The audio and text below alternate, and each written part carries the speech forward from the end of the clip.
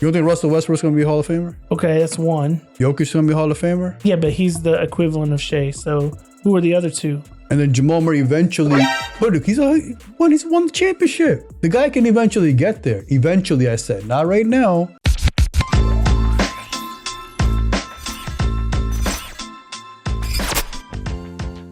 What's happening, RBA fan? Welcome back to another episode of the Think RBA podcast. I'm your host, Hak. My guy, Ken, sir. All is well? All is well. Before we move on, remember to like, subscribe, ring the bell, ding, or be alerted of all the notifications of any future upcoming episodes and all the great content we're coming out with. Sir, what is the rundown? Today we are packed full of NFL and NBA. We're going to talk some rookie numbers. We're going to talk about some retirements, some trades, some cuts, all kinds of stuff happening. We're like a little bit of everything. Lions, Tigers, and Bears, all mine. Oh, I like the little buffet. And a little buffet of everything. And then in the NBA, we're going to talk about some Pacers and some Cavs, some Nuggets, Thunder, and little Golden State action as well. We're giving our RBA aura for the week. Spoiler might come from the NBA as well. So gotta stick around to find out. That's right. So with that, let's go ahead and let's start off with the rooks. Rookies are always, we've kind of started to talk about this in previous episodes. The draft came up. Rookies are picking their numbers. There was the whole thing with your boys from Giants, Abdul Carter, trying to get LT's number 56. Hey, couldn't get legendary. Couldn't get it. Oh, I mean, LT said, right? Hell no. But then there was some more drama because then he wanted to go with number 11, which is a number like that's that Penn State. We talked about it before, right? LeVar Arrington had it. Parsons had it. He wore it like that number 11 defensive end, prestigious. Like that's a thing. So who wore number 11 for the Giants? But none other than great Phil Simms. And so there was a little drama now. Okay, I want to see what your thoughts are on this. Phil Simms didn't care. Okay. Phil Simms was going to give him the number. Okay. Looked like it was a done deal. Okay. Talked to his sons, Chris, I think his other son is Matt, but I heard this story from Chris Simms. Okay. And I had heard it before, and then Chris Simms validated it in the interview. But yeah, they were like, whatever, it's no big deal, right? Then mom and sisters got involved. Oh boy. Mom and sisters got involved, vetoed the entire thing. So no number 11. Did they say why? Abdul Carter. It just was something about the legacy and like clearly Phil didn't care, but he was overruled by his family. Wow. What are your thoughts on that? Hey man, you know what?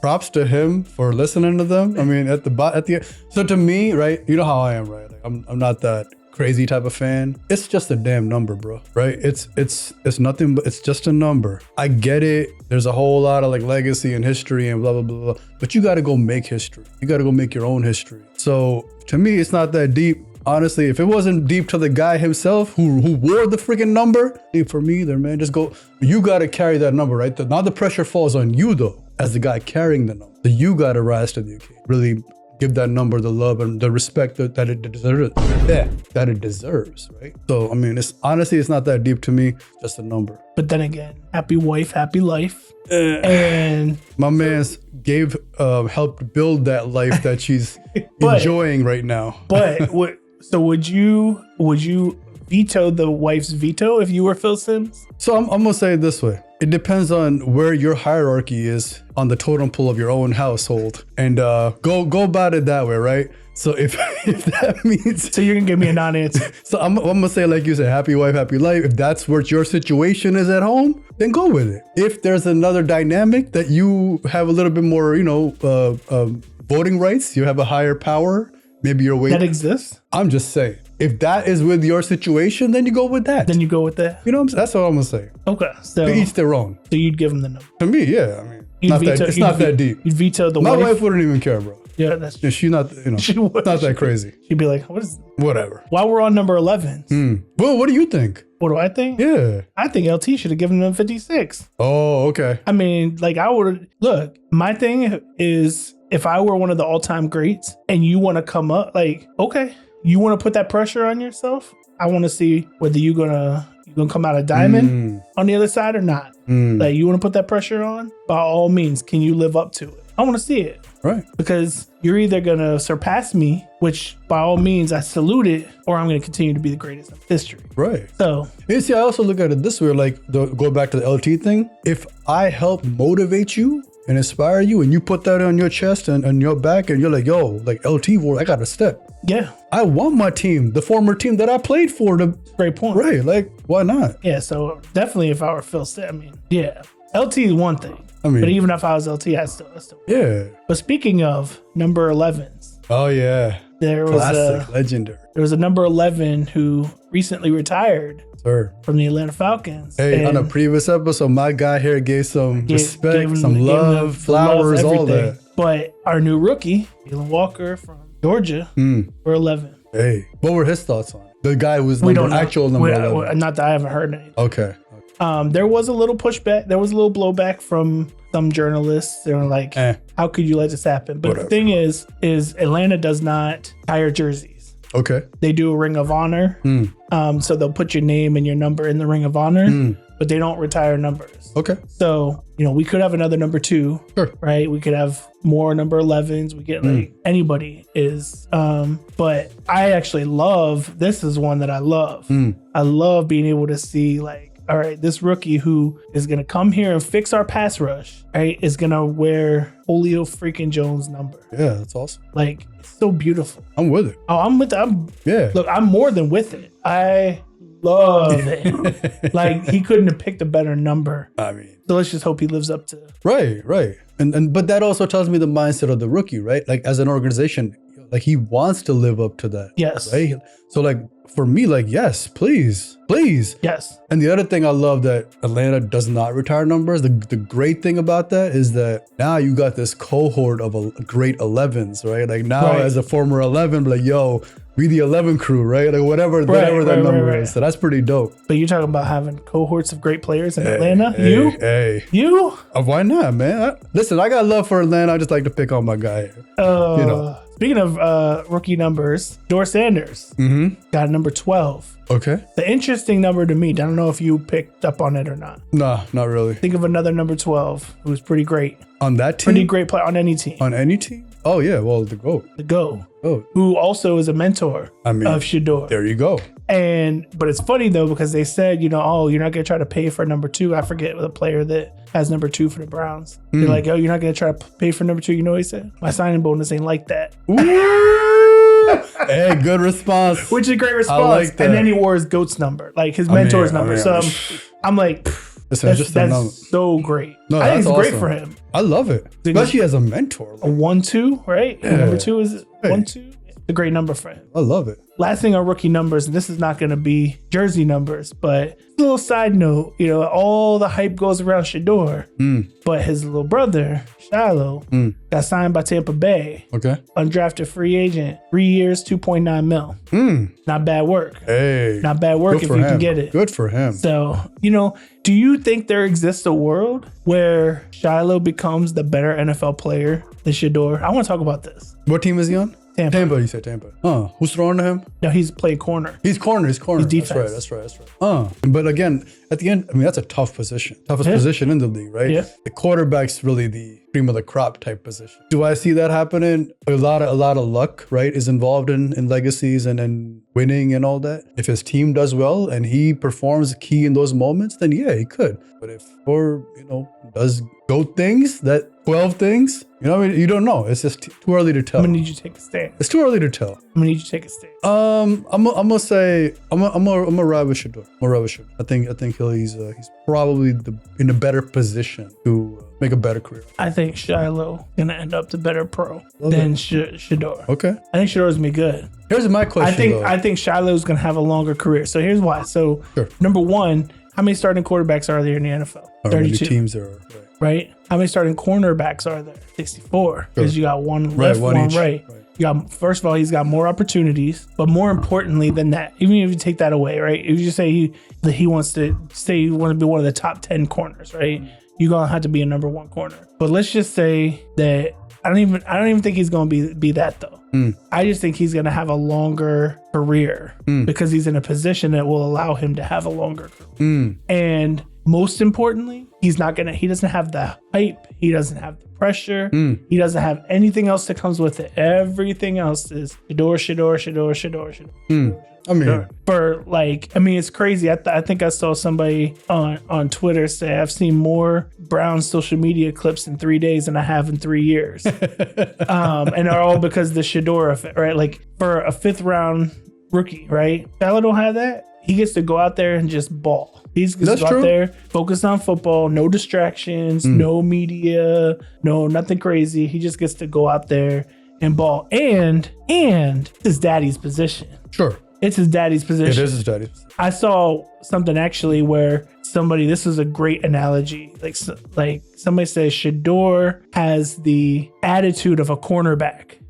That's applied to the quarterback position that the league does not like. The league does not like that flash at the quarterback position, right? So he has his dad's attitude and personality from a corner, but he's trying to play that quarterback position where the league don't like that. Like they like their quarterbacks kind of box cookie cutter in front of the media. Like what quarterback in the league is flashy?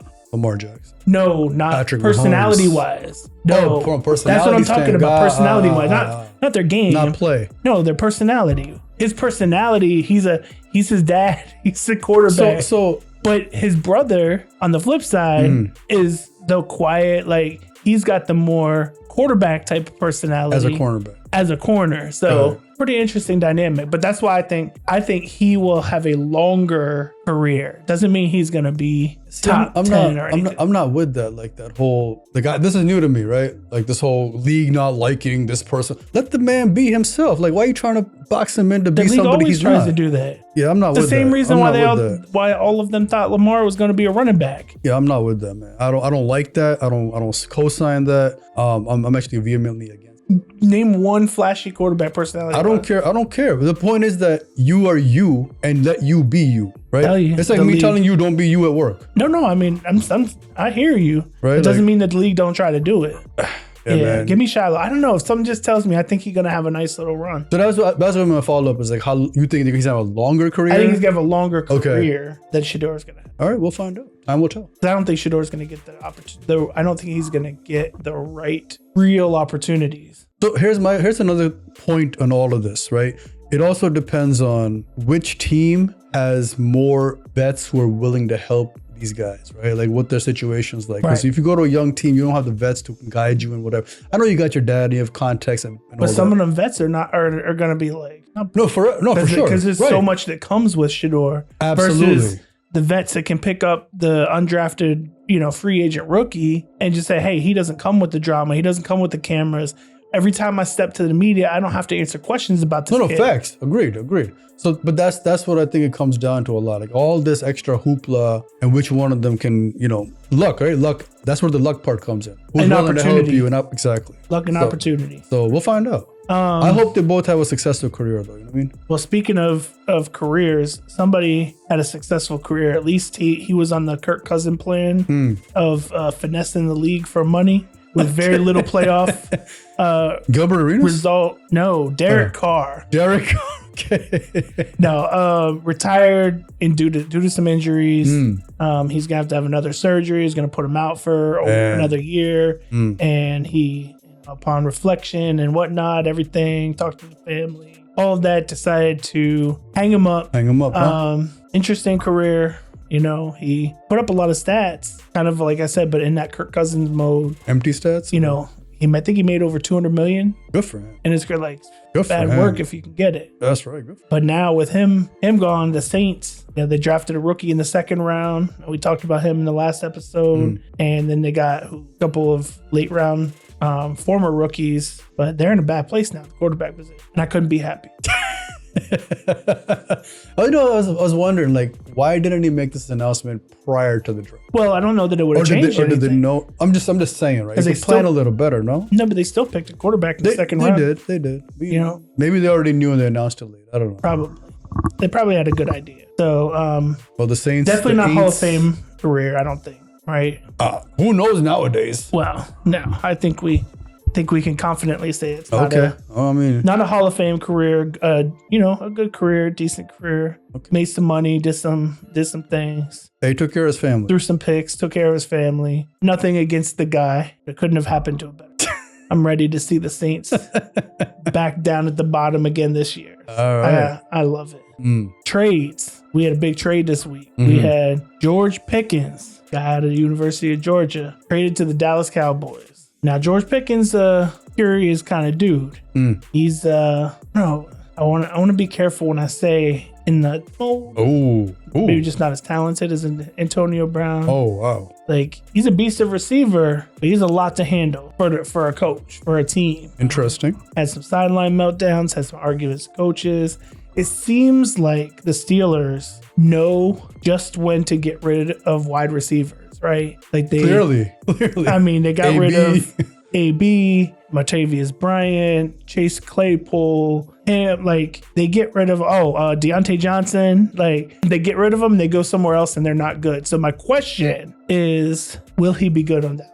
I have a question before that. Why do the Steelers end up picking these kind of guys that they didn't know that they have to get rid of at some point right before they have the meltdown? What kind of drafting plan do they have here? Correct. So will he be good on the Cowboys? I mean, you got CeeDee Lamb on one side, him on the other, Dak.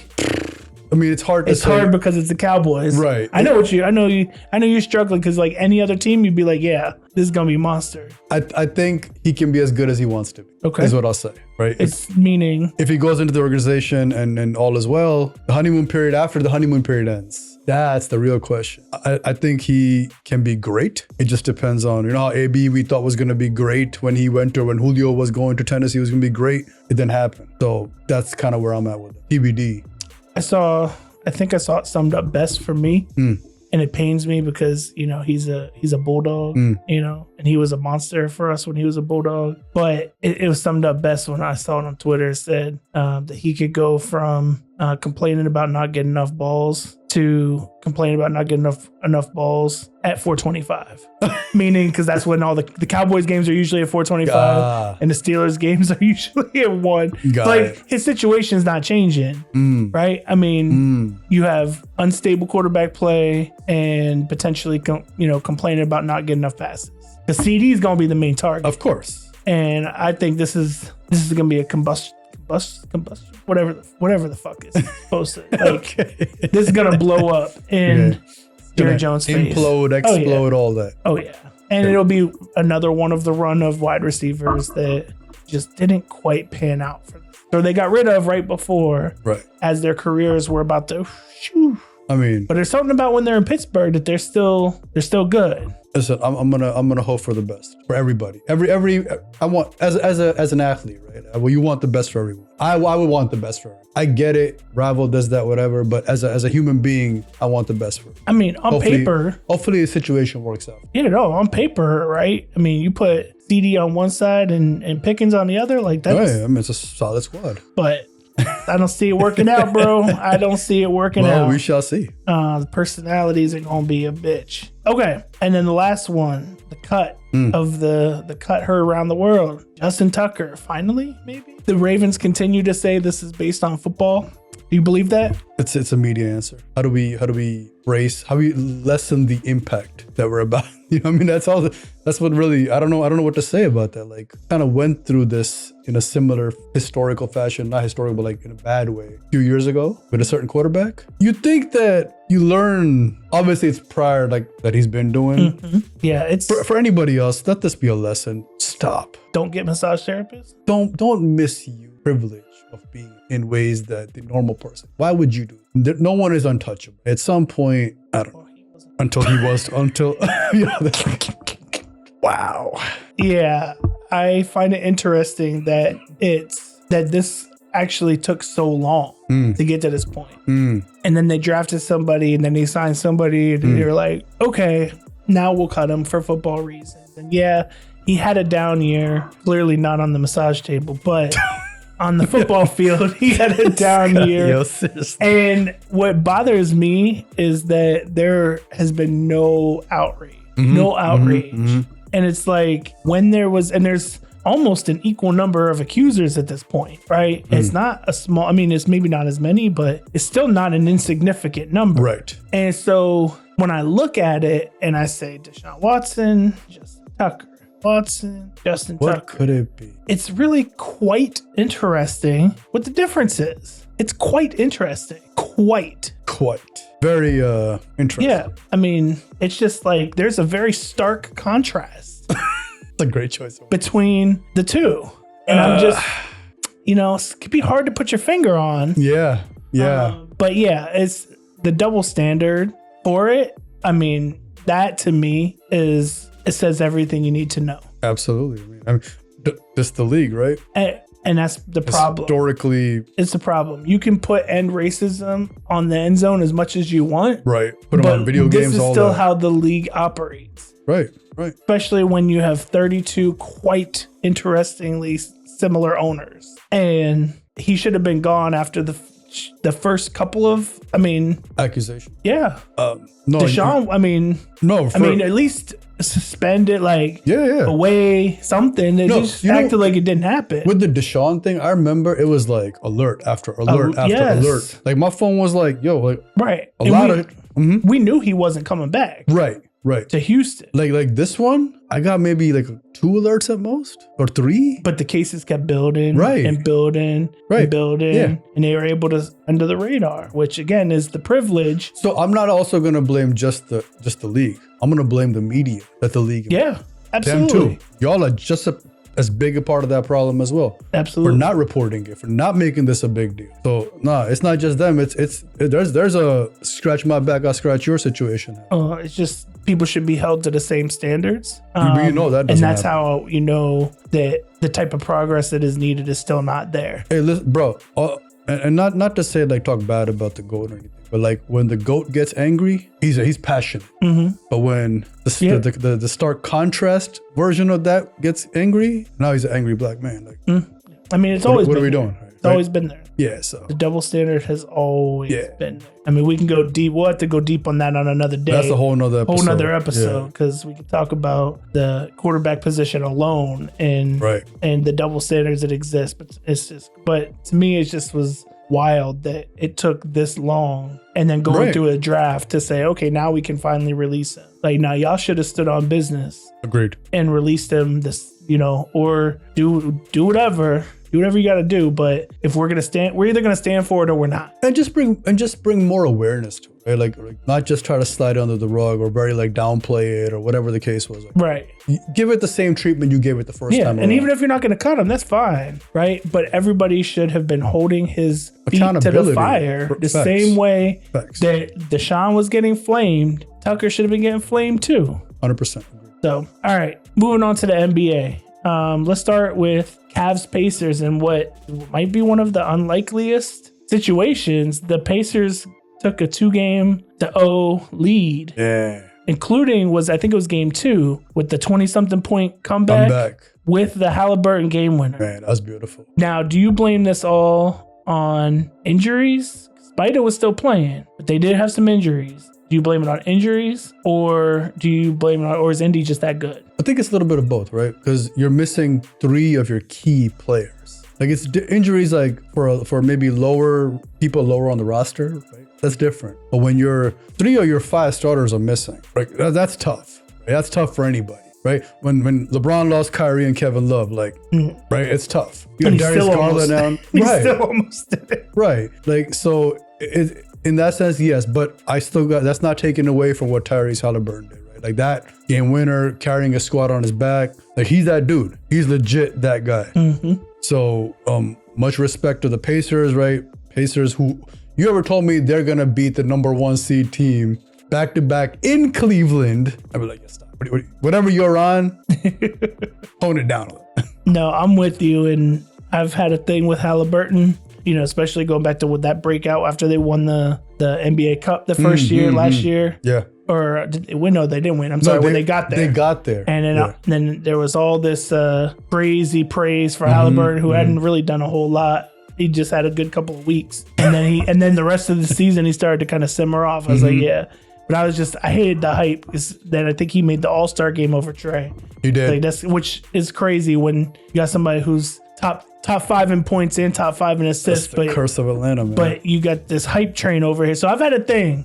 I'm just saying all that to say I've had a thing against Halliburton. But I Change got to your give heart? him his flowers. No, not Jimmy still. But like I got to give him his flowers. Like he's balling, and that, you know, to fuel that comeback and then hit that game winner, it's got to be a beautiful. Bro, the most beautiful thing about that game winner, like so he was at the free throw line, right? He missed the free throw.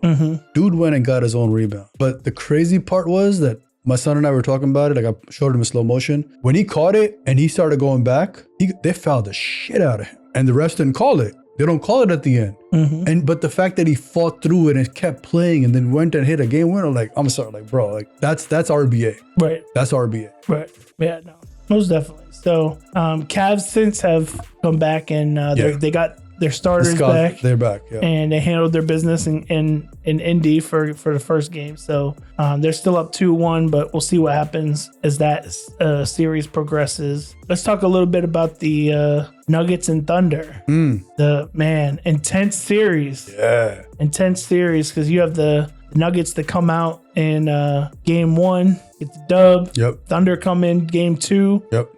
Wipe the floor with them. And then you have the Nuggets in game 3. Now, this is the part I wanted to bring up to you. Did you see Jokic, his pregame arrival? Yeah. Like, That's right. he came in dressed as the Joker. I mean, handle business. And then he handled business. That first game he handled it. Like, he had like, what was it? 42 Some points and 22 rebounds. Crazy stat line. Bro, what? He's, bro. Just a regular Tuesday for Joker. So here we go again. Who's going to be the MVP? Because they're going back and forth. They are going back. They are going back and forth. So to me, out of all the series, this is the series. Oh, this is the series to watch for sure. This Facts. is the series 100%, right now. 100%. I want to go back real quick though. Game 1, they were leading the whole game. But that final 2 minutes, man, Thunder just fell apart. It was like a debacle. It was like, y'all forgot how to play basketball? What's happening? They got tired. Sure. Young team didn't know how to finish. No, young team, young player didn't know how to hit his free throws. That's what happened because it becomes a free throw game at the end of the game. Yep. Chet. Yeah, Chet. At the end of the game, had to hit 2 clutch free throws, missed both of them. Both. Yep. And that really, and respect to Aaron Gordon, man. Aaron Gordon has taken his game to another level, especially with 3-point shooting. This man came down, hit a clutch three. Bro. And then, the series before that with the clutch dunk. Yep. Like, this dude is clutch. And even in game 3, he hit a clutch bucket. So, one, you know how I'm with free throws. Yeah. Gotta hit you. Especially when you're like 7'10". Right. So that really irritated me, like that missing those 2 clutch free, and that's literally what it came down to. Yeah. Had he hit that, we would go to overtime, right? Like we figured it out there. Game 2, that was a mollywop, as you like to say. Mollywop. My favorite thing about game 2 though, and I was talking to my son about this. If you watch Shea come down, dude, he was attacking Joker. Like he was literally bumping him off. Joker's big. Yeah. And he was attacking him head on, bumping him off. Yeah, but you can't do that for 6-7 games. You can't, right? But it was a beautiful film study of how you play fearlessly. How do you adjust? How do you do this? It was really like his game. That game was beautiful to watch. Just the way he played the game. And in game 3, right? Like they fell apart in overtime. Again, you got a young team that doesn't know how to finish. Correct. They're on that journey. They need to learn, right? But who is experienced and knows how to close games out? They've been in these situations over and over since 2020. Right. And won a chip. Right. So that's why when my next question to you is, what happens from here on out? Does Denver take control of this series, go up 3-1 next game? Because they have the experience. They know how to do this. It's tough, man, because you also need like Jamal Murray to have one of those consistently. You can't just have here and there type of games. They're also stacked. If you look at them on paper, like Russell Westbrook, Jamal Murray, Michael Porter Jr. But that's why I was actually going to argue with you. Like they can just afford, like they only need him to show up in that 1 or 2 clutch games, right? Because they're so deep. It doesn't they don't need him to score 30 a night. So this is the only series I think for me is where it can go either way, right? It just depends because I really want the Thunder to take that next step. And they're just I don't know, they're fun to watch, right? And they don't have a bunch of superstars, big names on their team except one. So I want to see them take that next step. The Nuggets are the same way. No, I just rattled off 4 guys to you who are potentially or 3 guys who are going to be Hall of Famers eventually, right? That team doesn't have that. You don't think Russell Westbrook's going to be a Hall of Famer? Okay, that's one. Jokic's going to be a Hall of Famer? Yeah, but he's the equivalent of Shea. So who are the other 2? And then Jamal Murray eventually, he's won the championship. The guy can eventually get there. Eventually, I said. Not right now.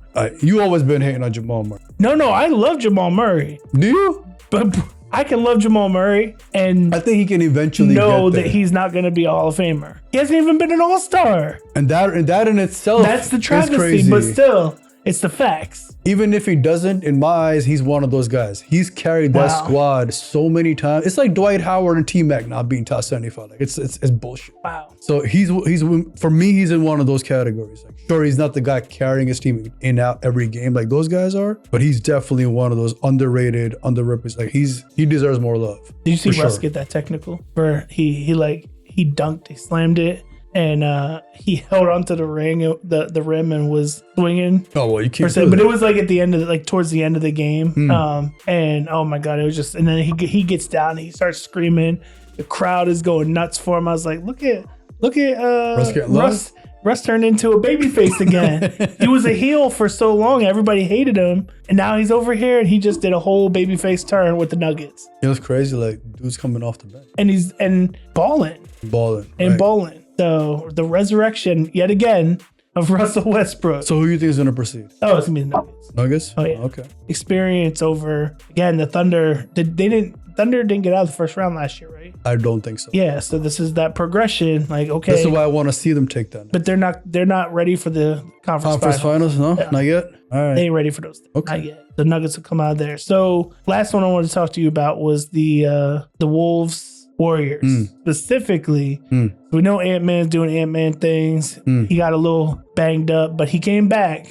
But there's another very, very big injury looming on this series. And that is our boy, everybody's boy, Stephen Curry. The real baby faces. So do you think this is the type of thing that will allow the Wolves to progress through to that next step to where the Thunder can't, right? The only way the Wolves are going to get past the Dubs is if Steph is on the sideline. Crazy is how lower ranked or how seeded that they are from the Wolves. Right. But the fact that it's Steph, right? It changes everything. It changes and it's everything. Playoffs. Yeah. Experience once again. Right. Changes everything. So I was disappointed that they couldn't do it the game he actually left. Because he left in the middle of the second, I believe. And they lost that game. And they lost that, right? You have to take advantage of these moments. But they won the next game. They did, but think about it. You're up 2-0 now. Yeah. Right? Now it's 1-1. It's a whole different ball game. Yeah, and they're playing actually right now. They are. As we talk, right. as we speak. So like, I think they missed an opportunity, like a key opportunity, because you still give him a chance to come back. Because he's going to be out at least like, what, a week? A week, they said, right? And that was then. Yeah. So you still had you won game one, now the pressure So he's probably going to be at least out one more game? One, maybe two, depending on like his recovery timetable. But like... And he said he was going to take it slow. He wasn't going to, he said he wasn't going to rush it. Right. And because he trusts his team, right? He trusts his squad. He got Jimmy Butler now, right? And all that. I think they should really take advantage of this opportunity and have the Celtics path from last year, right? The peaches and cream, the roses. Who did the Wolves beat around? Last year? Oh, this year. This the year. Lakers. Like, Lakers. That's not a... No, the first one wasn't. But you know how the Celtics last year, it was like a... Yeah. I don't think the Wolves are going to get that path. I don't think it, but Steph being out is a little bit of that path. But even if they progress through to the conference final, you get Nuggets or OKC, right? Like either way, I get it. But this opportunity right now, though, it's just taking advantage of one series. Taking advantage of this series. That's a key series, though. Yeah, no, they got to win tonight. That's they have the key. to. They have to win every night from now on. Like you got to win. Yeah. You don't have to win every night. You have to win every night that Steph's not playing. Correct. That's what you have to do. Right. You have to. And also Ant not getting hurt again and having to come back. Bro, he still did his thing. Yeah, you want to be healthy, though. Health has a big factor throughout the playoffs. For sure. But he didn't seem to be impacted. I'm sure he went bad. They got him a little painkiller or whatever. He got back on. Good stuff. Yeah. All right. So Steph, do you think it's gonna like loom large, his injury in the like determination of this series? I'm gonna say it this way. After the Warriors lost last game, right? The camera was on Steph and he was doing his classic. Remember when he came back against the Celtics? I believe he's like, I'm back. It might be one of those situations. Man, imagine they go down 3-1 and he comes back and it'd be good for him to be on the flip side of that story. He'd be on the flip side of the 3-1. Yeah. No, that'd be great. That'd be awesome. All right. And then lastly, and I wanted to talk about this one, but I had to save it for the RBA. I want to go back real quick. I want to give love to somebody. I want to give him his flowers. Aaron Gordon. I gotta give love to Aaron Gordon. Dude has been clutch, right? He's expanded his game. He's down to earth, like he's humble about it. You don't see him like going out there creating like a big, media storm about himself. And a reporter asked him a question. And I don't know when this is from, but they asked him a question. And he said, and the question was, how do you stay so selfless? Like, how are you selfless? And he smiled and he said, because of the big guy, right? I learned from the big guy how to be selfless. And that's Jokic, right? So love to both of them, because Jokic as a captain, as a leader, think about it. A guy who's selfless with that stat line is ridiculous. And his teammates love him because he's selfless. Mm-hmm. And then that bleeds into these guys. And for him to be that same way, because like if I told you Aaron Gordon is going to be hitting game-winning 3-point shots when he was in Orlando, we'd be like, all right, stop it. Not happening. Because he's known as a dunk king, right? Robbed as a dunk king. So I want to give love to that type of mentality, that type of approach to the game. And hopefully our youth can learn from that, right? That it's not always about how many points did I score? Oh, I had a bad game because I didn't score enough points. Like, it's not about that. It's about playing the game, respecting your teammates, camaraderie. Those things go a lot farther than just the amount of points you score. And shout out to the big guy. Yeah. The big guy's basically coaching the team at this point. There you go. Like, and dropping 42 and 22. Like, right. The big Selflessly. guy. Selflessly. Doing everything. Man, it's crazy. And they say he doesn't love basketball. Crazy. All right. The last one, and again, I had to wait till we got to the RBA Aura of the Week to talk about this one because watch out now. Hey. The New York Knicks take the first 2 games in Boston. That's crazy. So we talk about a young team coming up with the inexperience against the veteran team that's won a chip. The whole thing has been reversed. Been flipped. But they steal, literally and figuratively. Yeah. They steal game 1, and then they block the Celtics out from game 2. And I say that to be funny. So our RBA Aura of the Week goes to Mikal Bridges. Absolutely. Hands down. And I'm going to let you walk through the defensive greatness that has won them games 1 and 2. Not just defensive. He took over in the fourth quarter of that first game. That is true. He was offense, defense, all that. Everything. Like, he was another film study worthy candidate that one should watch, right? Because he's not the number 1 option on that team. Maybe not even the number 2, depending on the lineup. May not even be the 3. So that's where it's like credit to him for finding that RBA moment, RBA in him, and then really going out there and taking over when he needed to. Dude, the defensive stops that he had, especially game 1, right? Game 1, Jaylen Brown, right? They threw a pass to him overhead. Boom, boom, boom. We caught it. And it wasn't like a steal. I didn't call that a steal. I called that a give me that. Oh, see, I called it a theft. A theft, right? That was like, give me that, right? Like, it's crazy the way he took it away from him. And then he threw it up. And then he threw it down the court. Right. And so can I just say something? That to me was the most RBA part of the whole thing. Mm-hmm. Because in that moment, to know and have the wherewithal to say, all right, I just stole the ball. If I just throw it up, time expires. Because if for whatever reason they get their hands on me, they foul me, I happen to miss the free, like, a lot of things can happen. Right. But if I just chuck this ball up, game over. Correct. And that's that's an instinct. That's not even a decision. That's a fucking instinct. I love that. That's very, very, very high IQ. And much credit to him to be that kind of, like, who studied the game, who knows, like, he's always been a smart dude, right? Always been a smart guy. I'm not to say other people aren't smart, but like, he's one of those dudes. Defensively. Correct. And he's an Iron Man. Exactly. So that was awesome the way he did that. Right? I love that. And some guys throw it up with too much time, right? And we've seen that flip, and that was just beautiful the way he did it, right? And the way he chased it down, like he anticipated it, like it was like he was the cornerback, right? At that point, interception or a snatch. And then the game 2, he's not even guarding Jason Tatum. Same side of the court. Jason Tatum, he does Jason Tatum things, right? Got to the spot and wanted to get up, and it was gonna be a tough shot. But dude comes from from blind side. Excellent. Blocks him clean, no foul, no nothing. That's the ball once again. Oh my God. Throws it up. Crazy. Right? Time expires, game over, and clutch wins, man. But those 2 key defensive stops, like, dude, like he really put himself on the map of, like, I want him on the floor in the final seconds of a game. Every game. Any game. Yeah, no, I can't even recall ever seen a team have 2 back-to-back game-winning defensive stops. Right. Like, But not even defensive stops.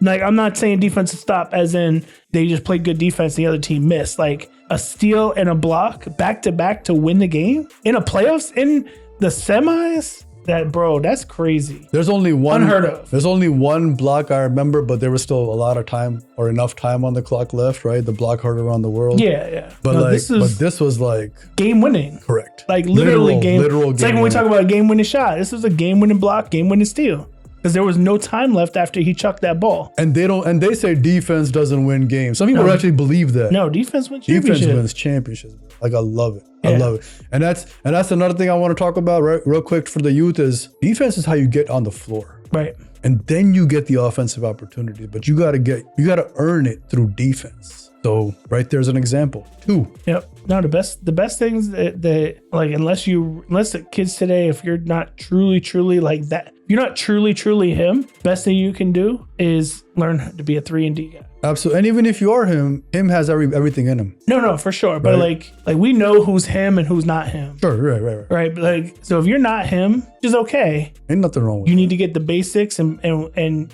there's so much room in the league for guys like Bridges or these 3-and-D guys. They will see time. Absolutely. They will see 100%. time over other guys who are one dimensional. 100%. So shout out to Mikal Bridges or and RBA. The Knicks. Aura of Knicks the are week. up 2-0. No, well, they're 2-1. 2-1 because Celtics came and that's right. got their stuff together in New York. So another interesting series. That one probably is the second to the Nuggets and Thunder of what's going to happen. And we got, the young and up and coming team versus the veterans. But to me, I mean, look, the Celtics is live by the 3, die by the 3.